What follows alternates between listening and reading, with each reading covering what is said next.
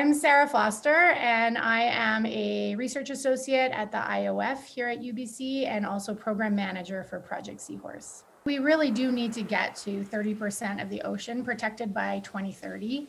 And I think one of the big challenges is that there's a real disparate ideas of what qualifies as being protected, an area being protected. And so one of the things we really need to do as a community is set at least a baseline for that idea of protection, which should really be eliminating any habitat or ecosystem altering activities.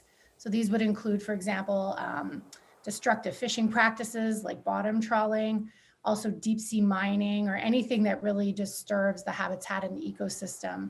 We have countries that have areas that they consider protected that actually allow habitat destructive or ecosystem altering activities. So for example, up until now, Canada has allowed bottom trawling in some of its so-called marine protected areas. So what we really need to do is kind of define going forward that those kinds of activities are not allowed. And there's a real push for that. And in fact, Canada has agreed now that it will not consider an area protected if it does allow bottom trawling. So progress is being made, and that's what we need to get to this 2020, this 30 by 30 target. Definitely achieving 30 by 30 would do great things for seahorses. Seahorses live in the world's most vulnerable coastal ecosystems, and their main threats are the same threats affecting most of the ocean life living in those habitats.